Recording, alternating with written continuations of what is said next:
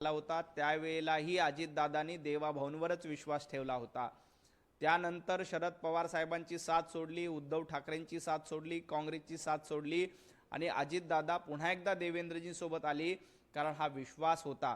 संजय राऊत यांना विश्वास हा शब्द उच्चारण्याचा देखील अधिकार नाही, कारण महाराष्ट्राचा विश्वासघात करण्याचं काम संजय राऊत आणि उद्धव ठाकरेंनी सातत्याने केले।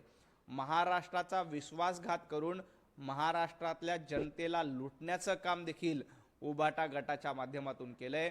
अजितदादा आणि देवाभाऊ ही जोडगोळी महाराष्ट्राची हिट जोडी होती।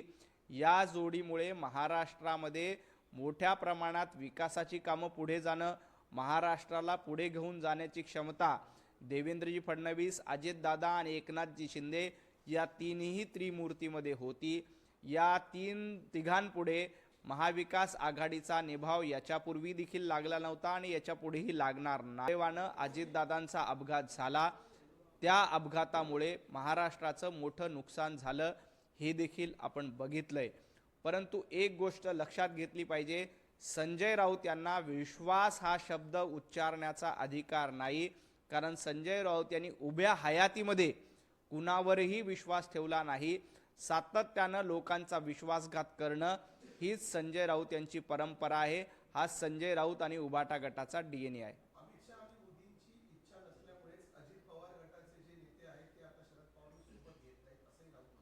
शरद पवार साहेबांना सोबत घ्यायचं का नाही घ्यायचं हे भारतीय जनता पार्टी, अमित भाई किंवा देवेंद्रजी फडणवीस ठरवणार नाहीत। शरद पवार साहेबांना सोबत घ्यायचं का नाही याचा निर्णय सुनेत्राताई पवार आणि राष्ट्रवादी काँग्रेसचे नेते ठरवणार आहेत। सुनेत्राताईकडे राष्ट्रवादीचं सर्वेसर्वा म्हणून पद आलेलं आहे, त्यांच्यावर राष्ट्रवादी काँग्रेसच्या पक्षाची धुरा पक्षातील लोकांनी सोपवली आहे।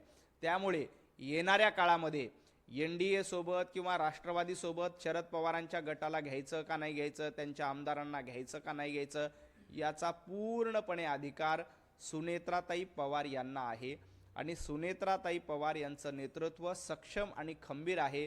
ते याबद्दलचा योग्य तो निर्णय घेतील। राहिला प्रश्न संजय राऊत यांचा, संजय राऊत यांना विलीनीकरणाबद्दल बोलण्याचा अधिकार नाही। संजय राऊत, तुम्ही दोन भावाचं विलीनीकरण करू शकले नाहीत। राज ठाकरे आणि उद्धव ठाकरेंना देखील एकत्र तुम्हाला ठेवता आलं नाही। कल्याण डोंबिवलीमध्ये राज ठाकरे यांनी तुमच्या विरोधामध्ये भूमिका घेतली आणि खऱ्या शिवसेनेसोबत जाण्याचं काम राज ठाकरेंनी केलं। तुम्ही दोन भावांना एकत्र ठेवू शकले नाहीत, तर तुम्ही पवार कुटुंबांना एकत्र करण्याच्या गप्पा कशाला करतायत?